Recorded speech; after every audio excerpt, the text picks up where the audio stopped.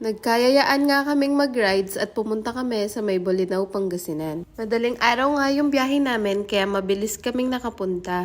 2:30 or 3 AM na ata kami nagbiyahe dito kaya mabilis lang kami at walang ganong traffic. Mas maganda nga talaga magbiyahe kung madaling araw dahil mabilis lang at walang ganong sasakyan kaya hindi ganong traffic. Mag-aalas 7 pa nga lang ata to nung nakarating na kami sa may Bolinao. Bali bumaba lang kami sandali para magpa-picture at pumunta na sa lugar na aming pag-stayan. May nadaanan na rin nga pala kaming talipapa dito kaya bumili na muna kami na makakain namin at almusal. At kung nagtataka naman po kayo bakit nakakapagbiyahe si Habi kahit may sakit siya. Yes po at opo, kaya naman po niya magbiyahe at eto na yung parang ginagawa niyang gamot at parang pampalimot na may sakit siya. At habang malakas siya, isinusulit niya yung pagkakataon na makapasyal, makapag-rides at pumunta sa mga gusto pa niyang pasyalan. Eto nga lang ata yung tao na to na alam ko na may sakit na parang walang sakit na dinaramdam. Mas maganda naman sigurong makita niyo na masaya siya, nakakapamasyal kaysa maglungkot-lungkot na lang sa bahay at damdamin yung sakit niya. Pangalawang beses na nga palang makapunta ni Habi dito sa may Bolinao, Pangasinan kasama yung mga pinsan niya. Bali, 6 nga pala kami dito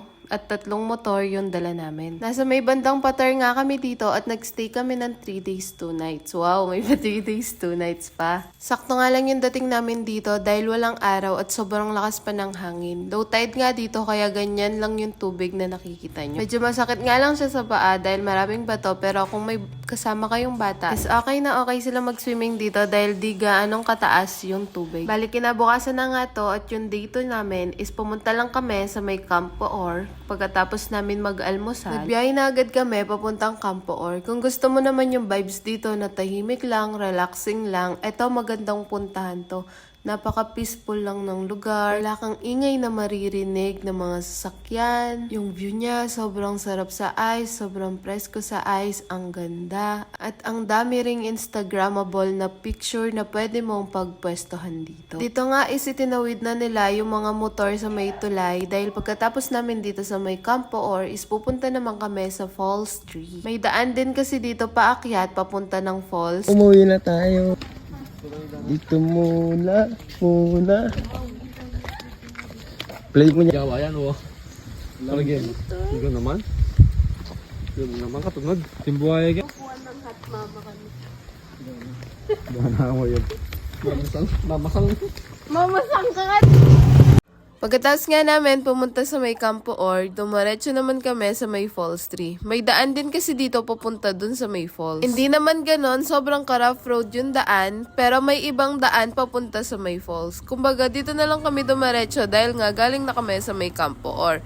May part din naman na nakasemento at maganda yung daan. Bali nga pinuntahan namin dito is yung Falls 3 dahil mas maganda daw ito doon sa 2 falls. Mga around 10 AM nata to nung nakarating kami sa Falls 3 at marami na ring mga tao. Linggo din kasi to at long weekend kaya maraming mga turista ang dumayo. Dito nga, bago kami umalis is tumalon si Daddy doon sa may pinagtatalunan nila.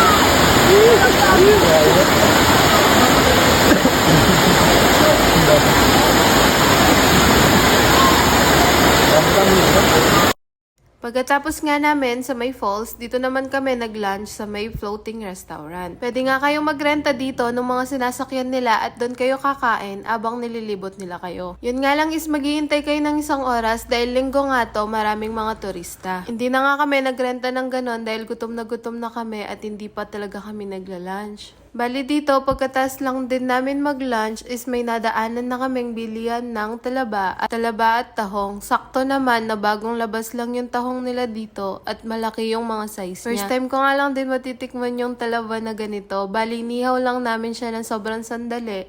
Pag nabuka na yung lalagyan niya, hinahon na nila. Pagkatapos nga namin bumili ng talaba at tahong, pumunta muna kami ulit sa may cottage namin at napagdesisyon na namin na pumunta sana sa may Bolinao, sa may lighthouse. Kaya lang nung saktong pagdating namin doon is sarado na sila. May oras din pala yon at dito lang din sa may harap ng lighthouse, bumili na kami ng mga souvenir at pwede naming uwi, pampasalubong. Marami nga rin ditong souvenir na yung ganto is 300 lang. Bali kami bumili lang kami dito ng pampasalubong namin na damit kay Cooper na muscle sando na may I Love Bolinao at bumili rin kami ng isang keychain dahil nagko-collect kami. Kada nga mapuntahan namin na rides dito, bumibili ako ng rep magnet para may souvenir kami sa mga napuntahan namin lugar.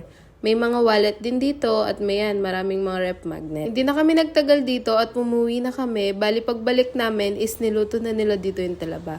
Inihaw lang nila na saglit, nung nabukas na yung talaba dito is sinahon na nila. Bali gumawa lang kami ng sausawan at nilagyan lang namin siya ng suka, kalamansi or toyo, tapos ganun lang yung ginawa namin. Mas masarap siya kung lalagyan mo siya ng kalamansi dahil hindi siya sobrang lansa. Wala ako? How are you? Dapat man namin kalamansi. Kalamansi tampi. Ano ulam mo? Yun lang muna for today's video guys. Thanks for watching. Bye!